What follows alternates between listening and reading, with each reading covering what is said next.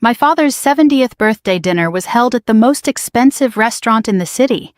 All night my sister found small ways to remind everyone I didn't belong there. "Careful," she said loud enough for the table to hear. "One meal here probably costs more than your entire army paycheck." Everyone laughed. I just drank my water and said nothing. Then the restaurant manager walked over personally and bowed his head. "Colonel Madeline Parker, is everything to your satisfaction, ma'am?" The whole room went silent. My sister turned to stare at me. "Why did he call you Colonel?" I smiled because she had only just discovered the smallest part of the truth. I hadn't been home in almost 2 years. 2 years of training rotations of temporary duty assignments that stretched longer than promised, of a small apartment near base that never quite felt lived in because I was rarely there long enough to notice the dust settling. When my mother called to say my father wanted the whole family together for his 70th, I requested leave the same afternoon before I'd even let myself think about what walking back into that dining room would feel like. The restaurant Jennifer chose sat on the top floor of a glass building downtown, all soft lighting and white tablecloths, the kind of place where the menu doesn't list prices because the assumption is you already know you can afford it. I noticed the choice the moment I saw the reservation confirmation Jennifer had forwarded to the family group chat. She hadn't picked it for our father. She'd picked it because she knew exactly which one of her siblings would feel out of place there. Jennifer had always been the daughter my parents introduced first at gatherings, the one whose name came up naturally in conversation with neighbors and old friends. She sold luxury properties along the coast, the kind of houses that appeared in glossy real estate magazines, and she had built an entire identity around being visibly, undeniably successful. She wore it the way other people wear cologne, a little too much applied a little too early in the day, impossible to ignore. I had built something too. It simply didn't come with a title anyone at that table understood or cared to ask about. Growing up there had been an unspoken hierarchy in our house, one nobody stated outright, but everyone somehow knew. Jennifer was the daughter who made sense, bright, social, ambitious in ways my parents recognized and could brag about at church, at family reunions, at holiday parties.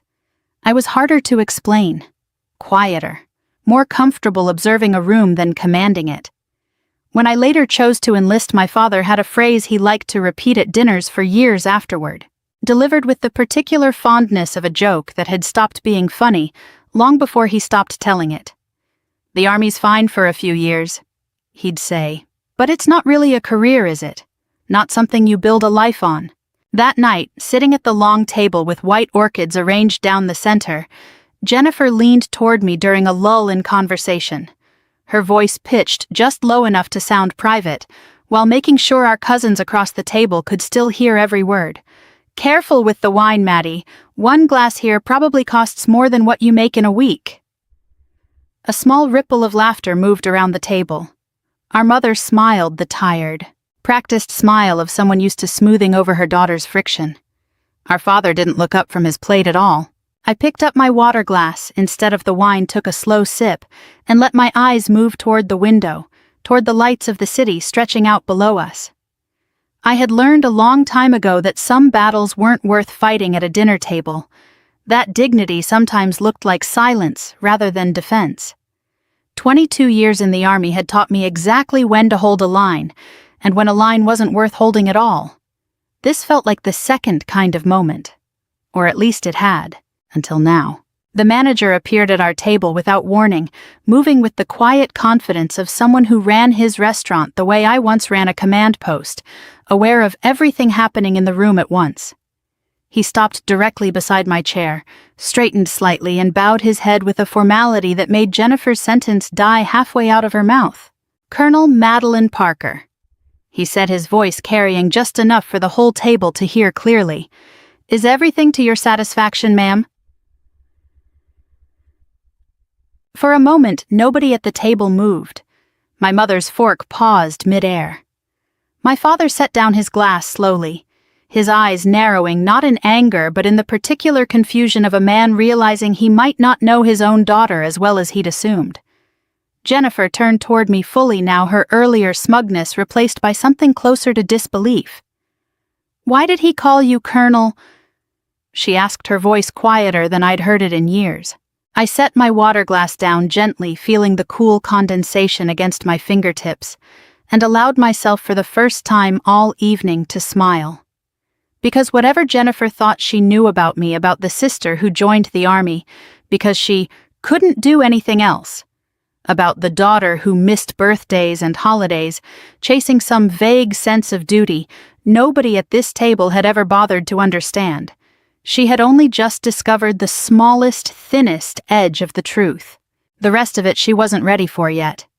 Long before that dinner, long before the rank on my shoulder meant anything to anyone at that table, there was a version of our family that had already decided what each of us was for. Jennifer was the daughter who made sense. She had been homecoming court, then student council, then the first in her friend group to buy a house before 30.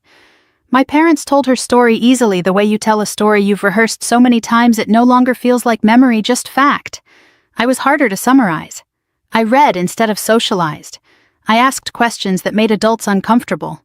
I noticed things, the way my father's jaw tightened when bills came due, the way my mother went quiet during arguments instead of raising her voice, and I filed them away instead of talking about them, which people mistook for coldness rather than what it actually was.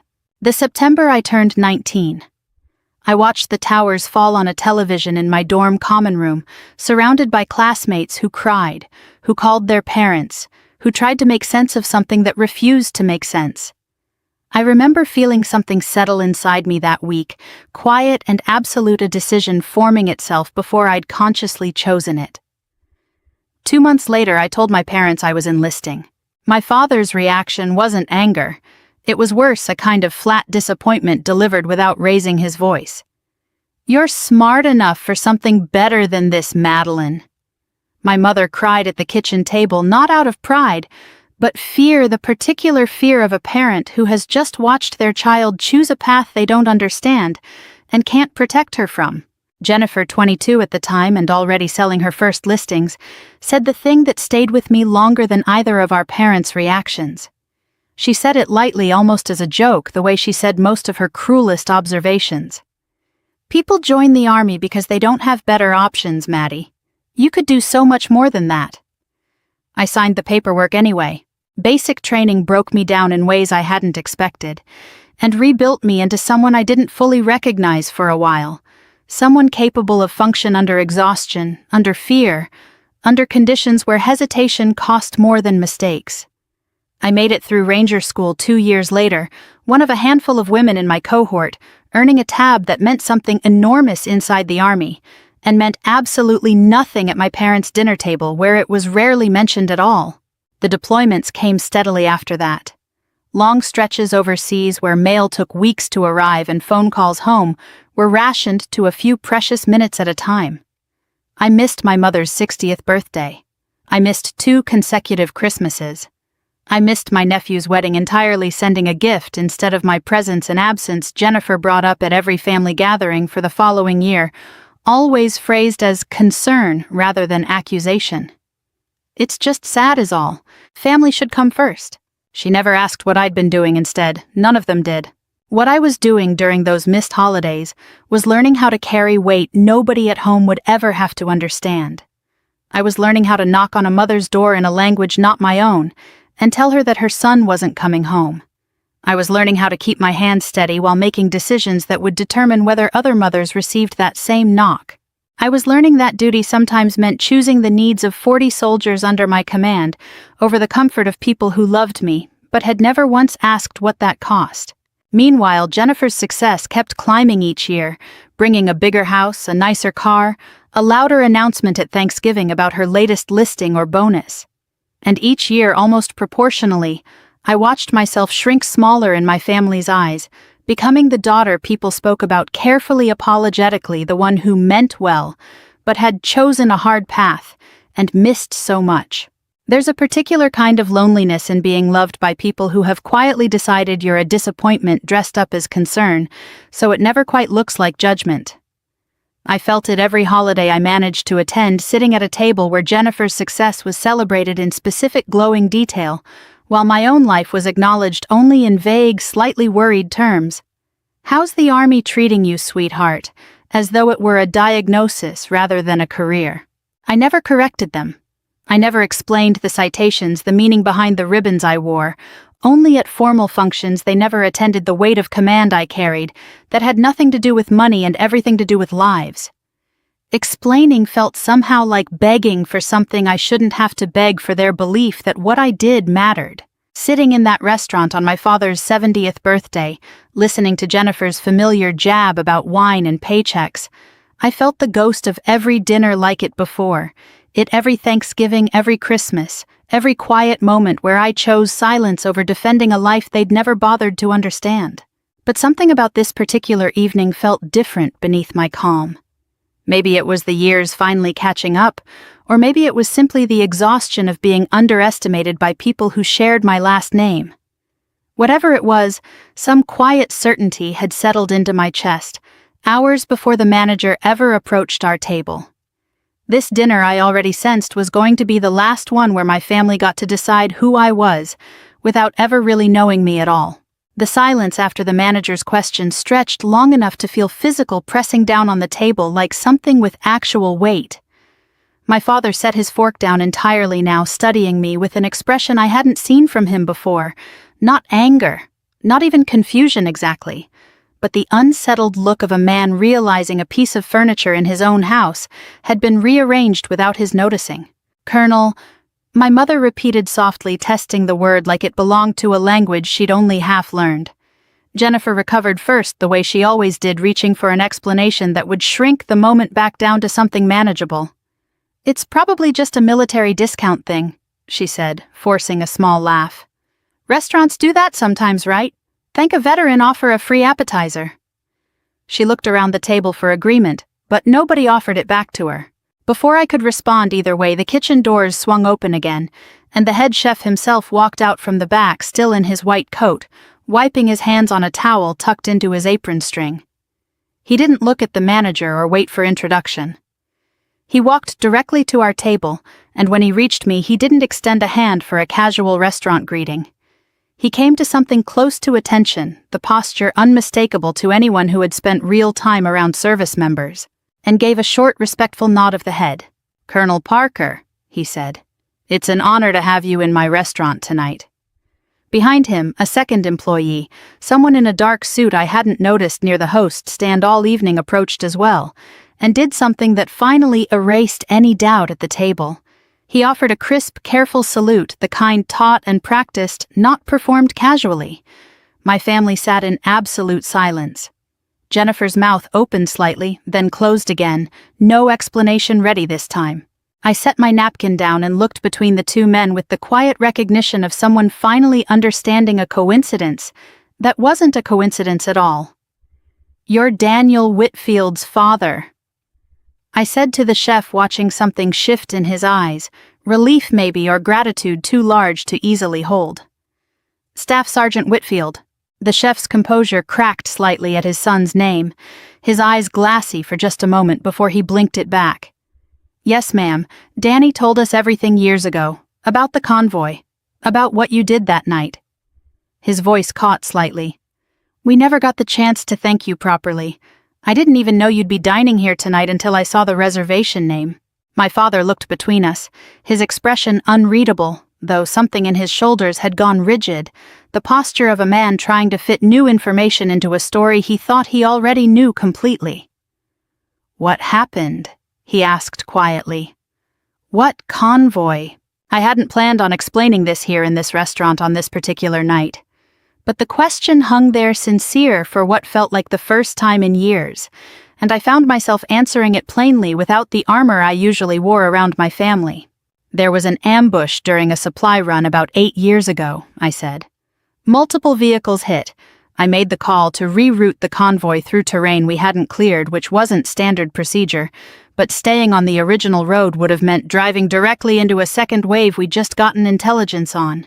It was a risk. It worked. We got everyone out, including Danny, who was 19 at the time and had a shrapnel wound in his leg that could have been much worse if we'd been 10 minutes slower." The table stayed quiet.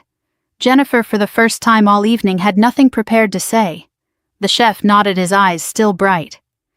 "Danny's married now, 2 kids. He coaches his son's little league team on weekends." His voice wavered slightly. None of that happens without you, Colonel. Please, tonight the meal is on the house. It would be an honor to serve you, ma'am. It's the very least we can do."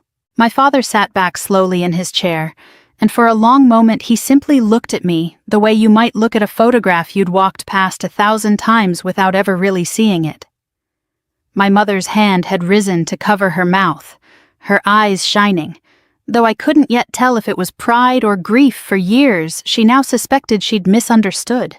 Jennifer, when she finally spoke, sounded smaller than I could remember her ever sounding. "I didn't know any of that," she said. Not quite an apology. Not yet. "You never asked," I said, not unkindly, just honestly, the way I might state a fact in a briefing. There was no bitterness in it, only 20 years of accumulated truth finally finding daylight.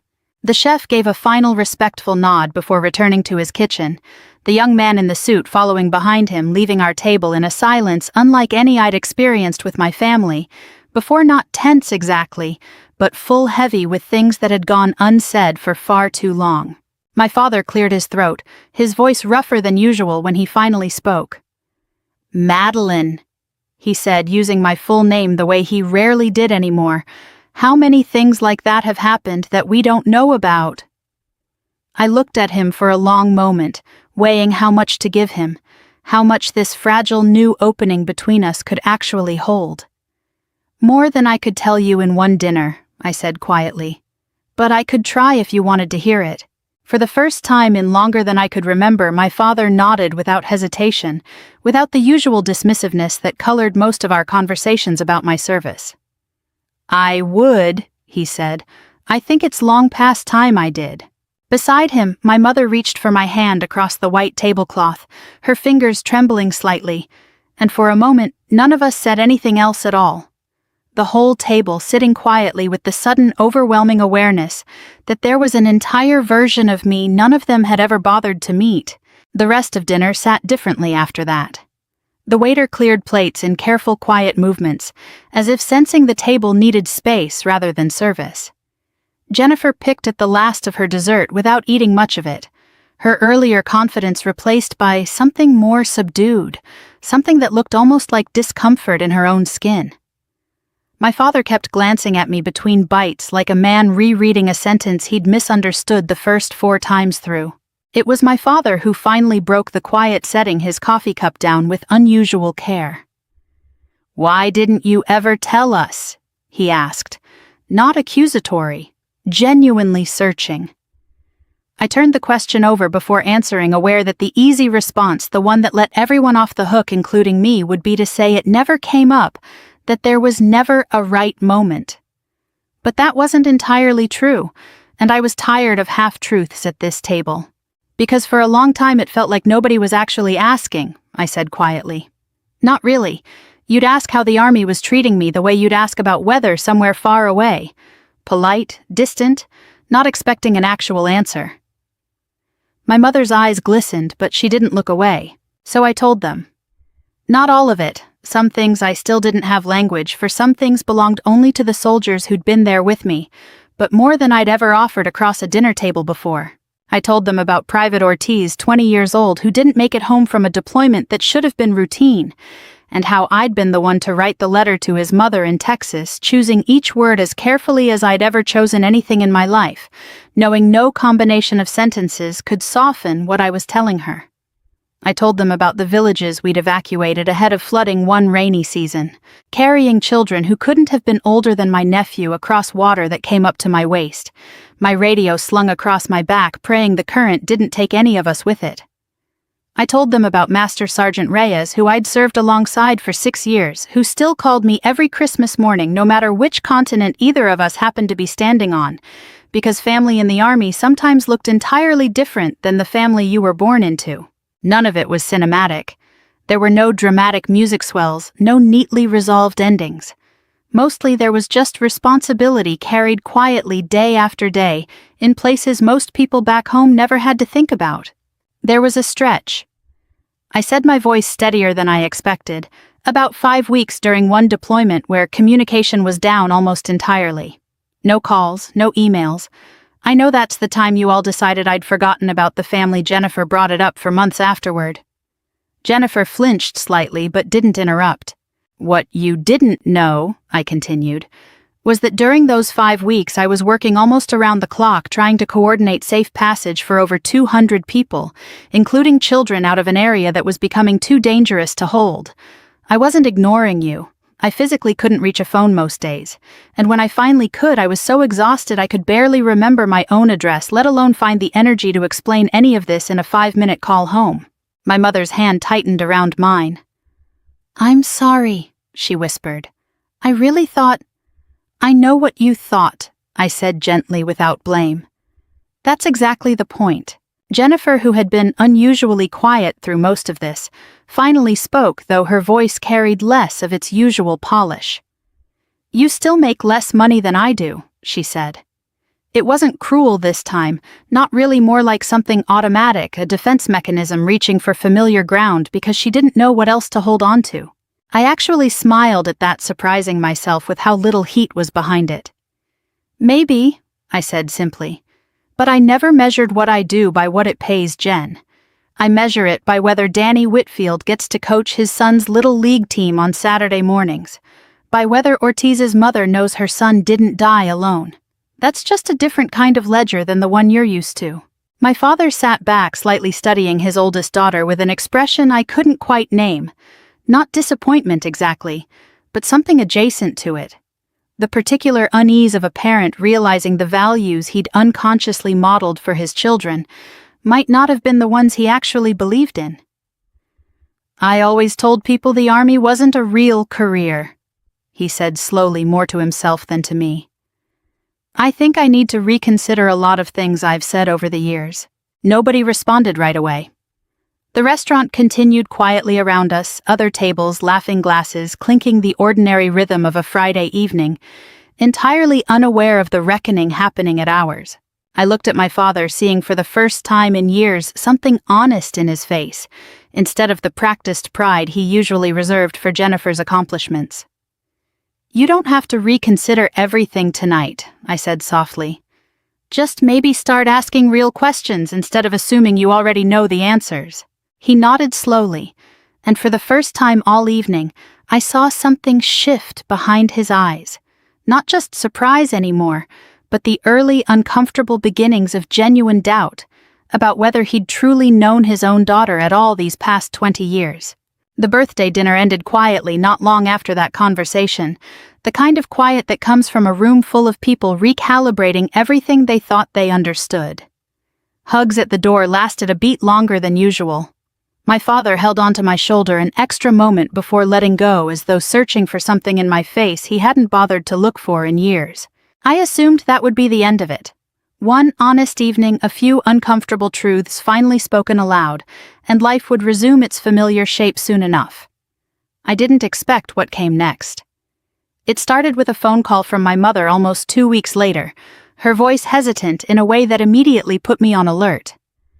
"Madeline," she said, "I need to ask you something, and I don't want you to be upset." She explained that she'd been going through old files while helping my father organize his home office, and had come across paperwork from a law firm neither of them recognized, dated several years back.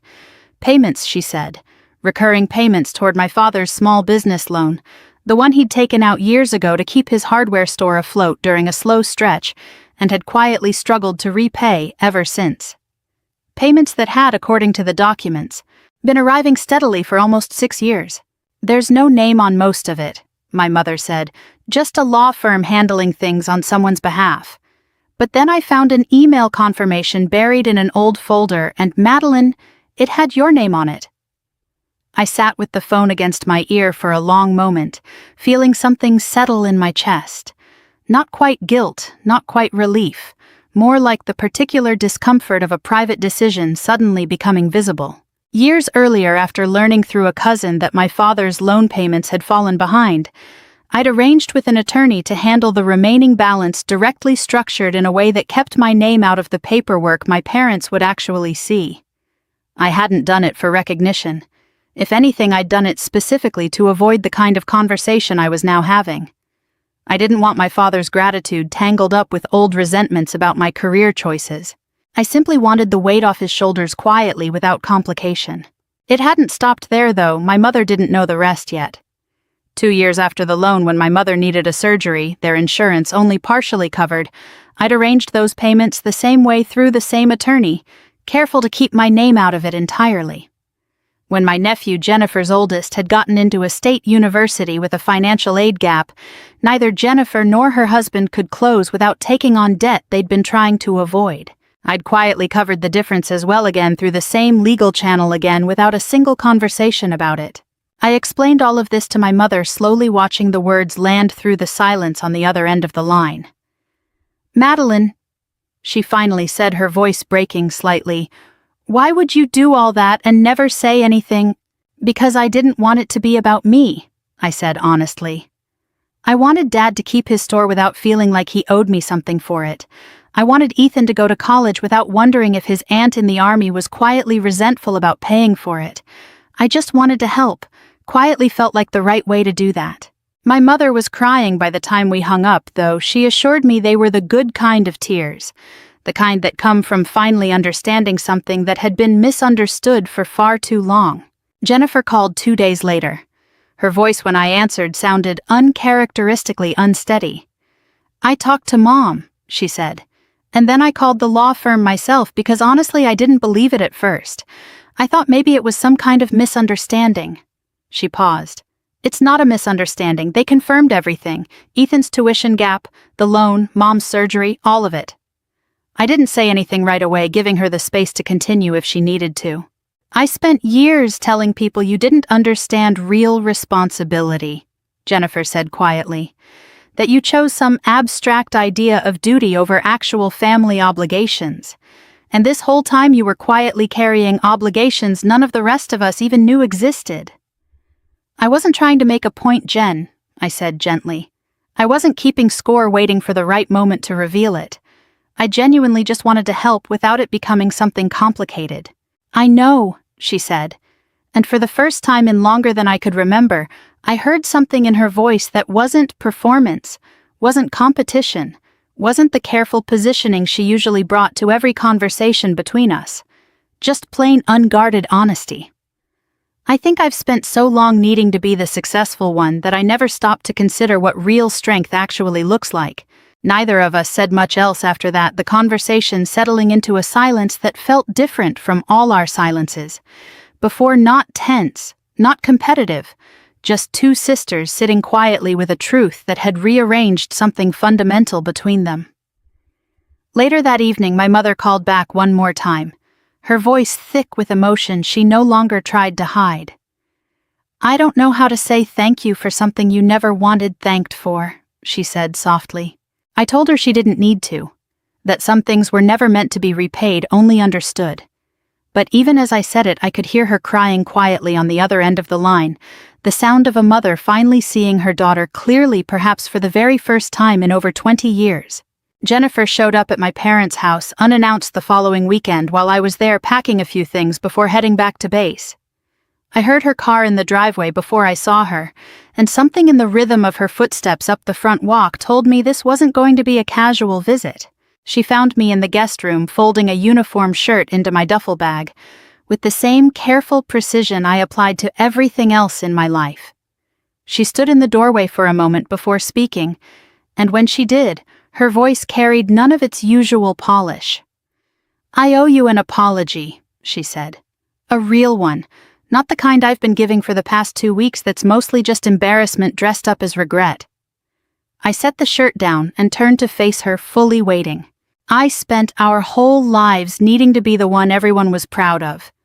Jennifer continued, twisting her hands together in a way I'd never seen from her before, not once in 38 years. "And somewhere along the way, I think I decided that meant you had to be the one who wasn't. Like there was only room for one of us to matter in this family, and I made sure it was me." "Jen, let me finish," she said, and I did. "I called you a disappointment to people at parties. I told Ethan his aunt in the army was probably lonely and directionless, that he should feel lucky he wasn't like you. And this whole time, you were the one quietly making sure he could actually afford to go to college." Her voice cracked slightly. "I don't know how to undo 18 years of being cruel to you, Maddie. I don't think an apology fixes that. I sat down on the edge of the bed, giving myself a moment before answering, wanting to be honest rather than simply comforting. You're right that it doesn't fix it, I said finally. But it's still worth saying. I just need you to understand something first. She nodded, waiting. The comments never actually hurt as much as you probably think they did, I said. I built enough armor in the army to handle worse than dinner table jokes. What actually hurt Jen was something quieter than that. I paused, choosing the words carefully. It was going years without anyone in this family asking how I was doing. Not how the army was treating me like it was some job I'd get tired of eventually. Just how I was doing. As a person. Nobody ever asked that. Jennifer's eyes filled, and this time she didn't try to blink it back. I never asked because I think some part of me didn't want to know, she admitted. Because if I actually understood what you were carrying, I couldn't keep telling myself the story where I was the successful one and you were just getting by. Downstairs, I heard my father's footsteps on the stairs, slower than they used to be. And a moment later, he appeared in the doorway beside Jennifer, having clearly heard at least part of the conversation. I want to say something too, he said, his voice rougher than usual. I spent years making jokes about your career being temporary, Madeline. I told myself I was just teasing the way fathers do. But watching you at that restaurant, watching how those men looked at you, how much weight you clearly carried without ever once asking us to acknowledge it. He stopped, gathering himself. I think I was afraid, if I'm honest. Afraid of what it meant that my daughter was doing something so much larger than anything I'd ever done, and I didn't know how to be proud of that without feeling small next to it. I hadn't expected that from him, the admission underneath the years of dismissive comments, the fear dressed up as indifference. Something in my chest loosened slightly, an old tension I hadn't fully realized I was still carrying. I'm not asking either of you to make up for years overnight, I said quietly. That's not how this works, but I'd like it if going forward you both actually asked, even when the answer might be harder to hear than you expect. My mother appeared in the doorway now too, having clearly been listening from the hallway, her eyes red-rimmed but steady. She crossed the room without a word and wrapped her arms around me, holding on longer than she had in years, long enough that I felt something in my own chest finally soften completely. I'm sorry, she whispered against my shoulder. For all of it. For every year we let Jennifer's version of success be the only one that counted in this house. Jennifer stood near the door, tears falling freely now, and when I looked at her over our mother's shoulder, she simply nodded, unable to find more words, but no longer needing them to communicate what she meant. That evening, as I finished packing for my flight back to base the next morning, the house felt different than it had in years. Not perfect, not entirely healed, but honest in a way it hadn't been in a very long time. My father knocked lightly on the doorframe just before I turned off the light. "Travel safe, Colonel," he said. And for the first time, the title in his mouth didn't sound like a stranger's word borrowed for effect. It sounded like something he meant. 4 months later, my parents flew out to attend a change of command ceremony at the base, where I'd been serving an invitation I extended almost hesitantly, unsure whether they'd actually make the trip or find some reason the timing didn't work. They arrived a full day early instead, and I watched something shift in my father's expression the moment we walked onto the parade field together, and he saw for the first time the scale of what I'd spent over 2 decades building. Rows of soldiers stood in formation beneath a clear autumn sky uniforms, crisp flags moving gently in the wind. My father stood beside my mother in the small section reserved for family, and I noticed him straighten his own posture slightly unconsciously, as though something in the discipline surrounding him demanded it. When my name was called and I stepped forward to formally relinquish command, the adjutant read my full record aloud across the field, deployments, decorations, years of service laid out in the clean, unembellished language the military uses for moments like this. I heard my mother's soft intake of breath somewhere behind me, as the list continued longer than either of my parents had likely expected. I heard more distinctly. My father's voice murmur something to my mother that I couldn't quite make out, though I recognized the tone. Disbelief.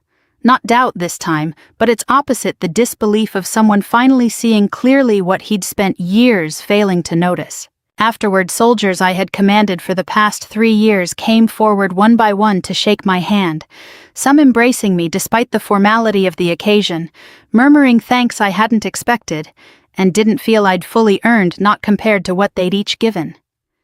A young captain I'd mentored through her first deployment held my hand a moment longer than necessary. "You made me better than I thought I could be, ma'am," she said quietly. "I hope you know that." My father watched all of this from a short distance, and when the crowd finally thinned enough for him to approach, he didn't say anything for a long moment. He simply looked at me the way you might look at something you'd walked past every day for years without ever truly seeing it. "I spent so long thinking success meant being the loudest person in the room," he finally said. "Watching you today, I don't think that's true at all. I think it means being someone other people trust completely, even when everything is on the line. I don't think I understood the difference until just now." Beside him, my mother reached for my hand, her eyes glistening but her smile steady. "We're proud of you, Madeline," she said. "Not despite the life you chose, because of it."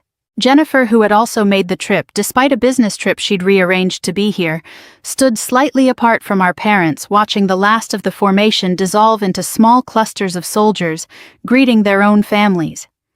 When she finally spoke, her voice was quieter than I'd heard it in years, stripped of the performance that used to color almost everything she said. "I used to introduce you at parties as my sister who joined the army," she said. Like it was some vague, slightly unfortunate footnote to an otherwise normal family. She paused, watching a group of young soldiers laughing together nearby. "I don't think I'll ever introduce you that way again. I'm proud to call you my sister Maddie. I should have said that a long time ago." I didn't need the apology by then, not really the months since that dinner had already rebuilt something steadier between us than any single sentence could summarize. But hearing it anyway out loud in front of everyone who had once measured our worth so differently settled something in me I hadn't realized was still waiting to be settled. Standing there on that field, watching my parents finally see the shape of a life they'd spent 2 decades misunderstanding, I thought about all the dinners before this one. The quiet jabs, the careful silences, the years of being underestimated by people who loved me but had never quite known how to see me clearly. For years, my family measured success with money. The army taught me to measure it differently, by the lives you live, the promises you keep, and the people who trust you completely when everything is on the line. That night at the restaurant, my family finally learned why a stranger called me Colonel. But the rank itself was never really the story. Character was. It always had been, quietly all along, waiting for someone to finally ask the right question. If this story meant something to you, I'd love to know where it landed. Have you ever had someone in your own family finally see you clearly after years of being misunderstood? Leave a comment below and tell me where you're watching from tonight. We have so many more stories like this one waiting to be shared with you, so please subscribe and stay close, because moments like this are exactly what we love bringing you. Thank you for spending this time with Madeline's story. And let's keep walking this journey together.